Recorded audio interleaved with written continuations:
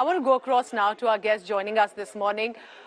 Shakil, we are talking about ISRO scientists, their hard work, and of course the cheers. But I'm also thinking of the youngsters today who could possibly be the future scientists. We have had, let's say, during our school days, college days, we have had APJ Abdul Kalam and not many faces otherwise. Today, do you think that we can hope with this moment of Chandrayaan-3 landing of the Vikram lander that children and youngsters are going to perhaps think of science not just as a hobby, as experiments, but something they can take up as professions?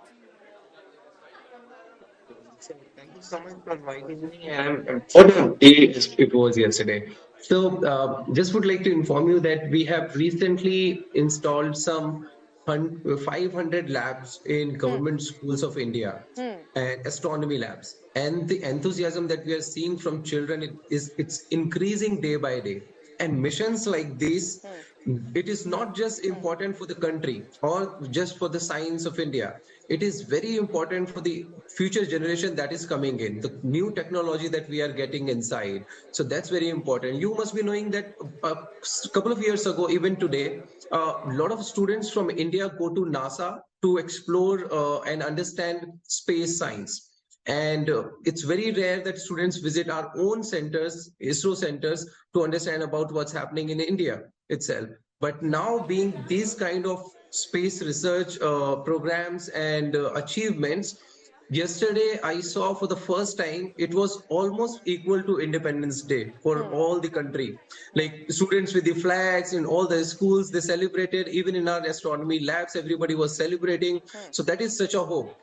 A couple of years back when we started Spark Astronomy, we have been talking about space travel and how new opportunities and career Yes. opportunities will come. And on 29th of June itself, first commercial flight actually flew. People went to space just for exploration.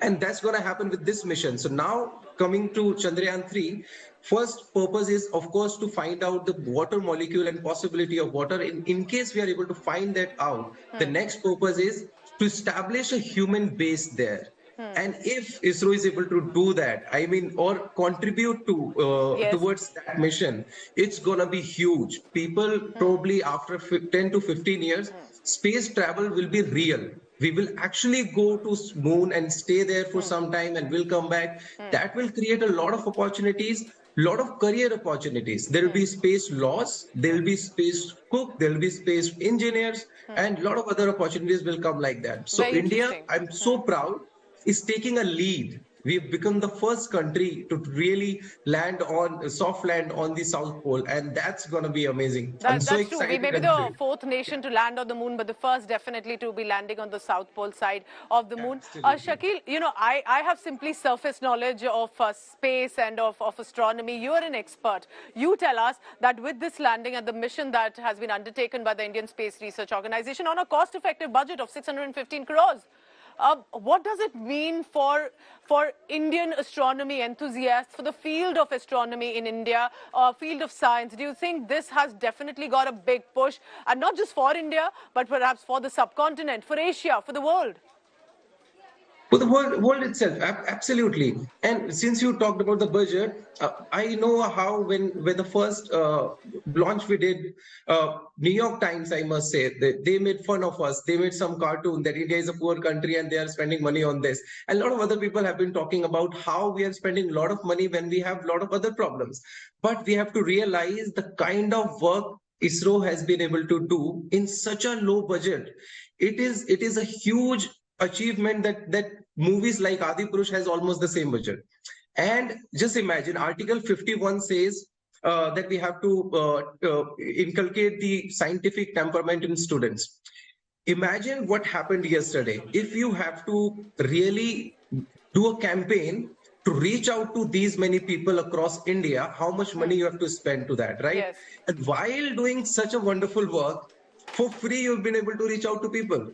And everybody got to know about it. Everybody got excited about Yes. space science.